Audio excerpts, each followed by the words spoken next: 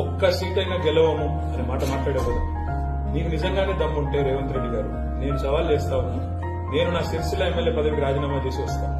నువ్వు నీ ముఖ్యమంత్రి పదవికి, కొడంగల్ ఎమ్మెల్యే పదవికి రాజీనామా చేసిరా. నీ సిట్టింగ్ సీటు మల్కాజ్గిరిలో ఇద్దరం కొట్లాడదాం. ఆ ఒక్క సీట్లోనే తెచ్చుకుంటాం. రాష్ట్రం అంతా అతలాపుతలం చేయాల్సిన అవసరం లేదు. ఆ ఒక్క సీట్లోనే నేను వస్తాను మా పార్టీ తరఫున. నీ తరఫున నూరా, నీ కాంగ్రెస్ పార్టీ తరఫున అక్కడ తప్పకుండా తేల్చుకుందాం. ఎందుకంటే ఒక్క సీటు గెలవను అని మాట్లాడుతున్నాం. నీ మల్కాజ్గిరి పార్లమెంట్ సీట్లో అసలు ఎన్ని ఎమ్మెల్యేలు గెలిచింది కాంగ్రెస్ పార్టీ? 2 ఎంతమంది కార్పొరేటర్లు గెలిచారు నీ మల్కాజ్గిరి పార్లమెంట్ పరిధి? కాబట్టి గెలుపు ఓటములు అనే వాటిని పట్టుకొని దాన్ని ఎక్కువగా ఊహించుకొని తన శక్తి సామర్థ్యాలు తాను ఎక్కువగా ఊహించుకొని వాళ్ళ మాట్లాడుతున్న రేవంత్ రెడ్డి గారికి నిజంగానే ధైర్యం ఉంటే, నిజంగానే దమ్ము ఉంటే తెగువ ఉంటాయి. కూడా కొడంగల్ ఎమ్మెల్యే పదవికి రాజీనామా చేయి, ముఖ్యమంత్రి పదవికి రాజీనామా చేయి. మన మల్కాజ్గిరిలో నీ పార్టీ అభ్యర్థిగా కూడా నేను కూడా నా ఎమ్మెల్యే పదవికి రాజీనామా చేసి నేను కూడా వస్తాను. అక్కడే